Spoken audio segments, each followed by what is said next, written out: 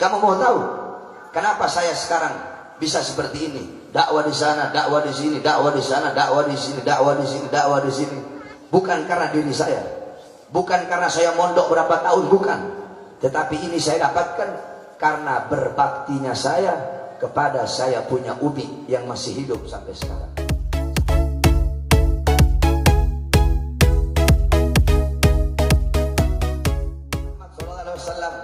Beliau berkata, ya Allah, apakah masih ada umatku yang ada dalam neraka? Masih ada, wahai Muhammad. Pergi Rasulullah SAW pergi ke neraka. Ketika Rasulullah pergi ke neraka, Rasulullah berkata, ya Allah, fulan bin fulan, mereka adalah umatmu. Aku minta syafaat untuk mereka ya Rasulullah. Apa ya Allah? Kemudian Allah berikan syafaat. Allah angkat mereka. Allah rendam di telaga Al-Kautsar. Allah masukkan ke dalam surga. Setiap nabi memiliki doa yang mustajab. Semua nabi doa mustajab mereka telah mereka pakai ketika di dunia. Tetapi Nabi Muhammad doa mustajab beliau tidak beliau pakai di dunia. Beliau pakai di mana? Beliau pakai di akhirat untuk memohon syafaat kepada umatnya. Karena begitu cinta dan sayangnya pada kita. Satu persatu semua golongan umat Nabi yang mabok, yang zina, yang melacur, yang narkoba, yang mencuri, yang dalam neraka, satu persatu diangkut, direndam di telaga Kautsar, dimasukkan ke dalam surga. Akhirnya Nabi bertanya, wahai Jibril, apakah masih ada umatku di neraka? Masih ada ya Rasulullah. Nabi pergi, ternyata mereka adalah golongan terakhir yang ada dalam neraka. Nabi berkata, ya Allah, aku minta syafaat untuk mereka. Apa kata Allah? Wahai Muhammad, mohon maaf, kalau untuk golongan yang ini aku tidak bisa mengampuni mereka, dan aku tidak bisa memberikan syafaat kepada mereka walaupun engkau yang meminta. Kenapa ya Allah? Kata Allah, kalau aku ampuni mereka berarti aku telah melanggar janjiku. Yaitu apa? Ridho aku berada dalam ridho kedua orang tua mereka. Kemurkaanku berada dalam kemurkaan kedua orang tua mereka. Mereka adalah anak-anak durhaka yang tidak diridhai oleh kedua orang tua mereka. Itulah golongan terakhir dari umat Nabi yang ada di dalam neraka, saudara-saudara. Akhirnya terus bagaimana ya Allah? Orang tua mereka ada di sorga. Nabi Muhammad pergi lagi ke sorga. Nabi bilang, siapa orang tuanya fulan bin fulan, fulan bin fulan, fulan bin fulan, fulan bin fulan. Aku tidak bisa memberikan syafaat kalau kalian sebagai orang tua belum ridho kepada mereka. Akhirnya orang tuanya berkata, kami ridho ya Rasulullah, kami ridho ya Rasulullah, kami ridho ya Rasulullah, kami ridho ya Rasulullah. Mereka semua orang tuanya ridho. Nabi pergi lagi ke neraka, memohon ampun lagi, sehingga mereka kemudian diangkat oleh Allah, dimasukkan, direndam di telaga Kautsar, kemudian dimasukkan ke dalam surga. Mereka lah golongan terakhir daripada umat Nabi yang habis dari neraka dimasukkan ke dalam surga. Siapa? Mereka anak-anak yang kurang ajar dan durhaka kepada kedua orang tua. Oleh karenanya, saudara-saudara, saya wasiatkan kepada kalian, mumpung bapak ibu kalian masih ada, berbakti kepada mereka. Jangan sekali-kali kalian menada lebih tinggi. Kamu mau tahu kenapa saya sekarang bisa seperti ini? Dakwah di sana, dakwah di sini, dakwah di sana, dakwah di sini, dakwah di sini, dakwah di sini. Bukan karena diri saya, bukan karena saya mondok berapa tahun, bukan. Tetapi ini saya dapatkan karena berbaktinya saya kepada saya punya umi yang masih hidup sampai sekarang. Saya punya umi, saya bikin seperti raja, saudara-saudara. Saya punya ibu, saya taruh di atas kepala. Banyak cerita-cerita yang tidak bisa saya ceritakan di sini tentang bagaimana berbaktinya saya kepada saya punya ibu. Walaupun ibu saya bukanlah seorang syarifah, ibu saya bukan syarifah, ibu saya bukan cucu Nabi. Ibu saya walaupun bukan syarifah, tapi saya taruh beliau di atas saya punya kepala, sehingga saya jadi seperti ini berkat doa daripada saya punya ibu. Apapun perintah ibu saya selalu saya laksanakan. Ibu Umi, anak punya Umi bilang A, saya A. Umi bilang B, saya B, sampai detik ini. Umi saya bilang ya Muhammad, nama saya kan Muhammad Bahar. Kalau Umi saya panggil saya Muhammad, bukan Bahar. Sama saya ini Muhammad Bahar. Jadi saya sama Abah, sama Umi itu saya dipanggilnya Muhammad, bukan dipanggil Bahar. Ya Muhammad, ini begini. Ya Umi. Muhammad, ya Umi. kemarin di Manado, kalau bukan umi saya yang tahan saya sudah maju lawan untuk itu Laskar Manguni. Tapi berhubung umi saya yang tahan saya, ampun, saya nggak berani melawan perintah umi saya. Oleh karenanya Habib Umar bin Hud Al-Attas, siapa yang tidak kenal beliau? Habib Umar bin Hud Al-Attas menjadi wali besar. Kenapa? Karena baktinya beliau kepada ibu beliau. Oleh karenanya kalian para pemuda-pemudi Islam berbakti kepada bapak ibu kalian, apalagi ibu. Kalau bisa, kalau kalian mau ngikut saya, setiap malam Jumat itu kalian ambil air, cuci kaki ibu kalian. Kalian cuci kaki ibu kalian, kemudian kalian minum airnya. Minta ridha kepada ibu bapak kalian. Saudara-saudara, saya mau tanya sama kamu semua yang hadir di sini. Jawab yang keras.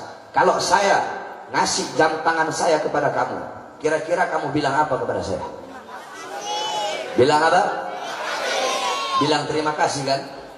Saya ngasih jam tangan saya kepada kamu, kamu bilang terima kasih. Bapak ibu kamu, bapak kamu yang mulai dari bayi cari nafkah, kepanasan, kehujanan, pagi, siang, sore, malam untuk memberi makan kamu. Ibu kamu yang membawa kamu, hamil kamu 9 bulan, melahirkan kamu, yang kalau kamu menangis tengah malam, dia bingung, dia cebok kamu, dia cuci pakaian kamu, dia masak untuk kamu sampai selama puluhan tahun sampai sekarang. Apakah pernah kalian bilang terima kasih? Serahkan saya hanya ngasih jam tangan, kalian bilang terima kasih. Bapak kalian dari kalian lahir sampai sekarang nyari nafkah buat kalian, kalian nggak pernah bilang terima kasih. Ibu kalian 9 bulan ngandung kalian, melahirkan kalian, mengorbankan jiwanya, nyawanya, urat-uratnya putus, menahan rasa sakit yang luar biasa, menyusui kalian, darah daging kalian dari darah dagingnya. Kalau kalian sakit, dia susah, dia kepikiran, bahkan dia rela mengorbankan jiwa dan nyawanya demi hidupnya kalian. Pernah kalian mengatakan terima kasih? Sedangkan saya Tahari bin Smith bukan siapa-siapa kalian, ngasih jam tangan kepada kalian atau ngasih uang atau ngasih apapun, kalian bilang terima kasih, Beb. Tetapi bapak ibu kalian yang selama ini mengurusi kalian selama puluhan tahun, tidak pernah kata-kata terima kasih itu kalian ucapkan kepada bapak ibu kalian. Oleh karenanya, wasiat saya yang terakhir, semua anak-anak muda yang hadir di sini, semua, kalau memang kalian cinta kepada Nabi Muhammad, cinta kepada Habib Ali, cinta kepada ini majelis, kamu pulang dari sini, yang masih punya ibu, cuci kaki ibu kamu minum airnya, peluk kamu punya ibu, cium kakinya, minta ridha dunia akhirat, sebab itu adalah sumber daripada keselamatanmu dunia akhirat. Apa kata Habib Hasan Asy'atiri? Orang sekarang mereka pergi ke barat, pergi ke timur, pergi ke utara, pergi ke selatan, nyari para aulia, nyari para wali, ziarah kanan kiri, semua wali didatengin. Tetapi keramat terbesarnya dalam rumah mereka biarkan, tidak mereka pedulikan. Siapa? Yaitu seorang ibu, saudara-saudara. Oleh karenanya berbakti kepada kedua orang tua, itu majelis birrul walidain. Baik ketika orang tua masih hidup ataupun sudah mati. Itu kan yang masih hidup. Terus Beb, gimana kalau orang tua kita sudah wafat? Gimana orang tua kita kalau sudah meninggal dunia? Apakah putus? Apakah berhenti berbaktinya kita? Tidak. Berbakti kepada kedua orang tua bukan hanya ketika orang tua masih hidup, walaupun telah wafat tetap wajib kalian berbakti. Dengan apa? Dengan mengirimkan doa kepada orang tua yang telah meninggal dunia. Apa kata Rasulullah? Idza mata ibnu Adam in qata amaluhu illa min thalatha, sadaqatin jariyah, al ilmu yantafa'u bih, wa waladun salih yad'u lah. Apabila manusia wafat, manusia meninggal dunia, terputus seluruh amalnya. Illa kecuali 3. Ketika kamu hidup, kamu meninggalkan 3 perkara, maka selama itu juga pahalanya akan mengalir sampai datangnya hari kiamat.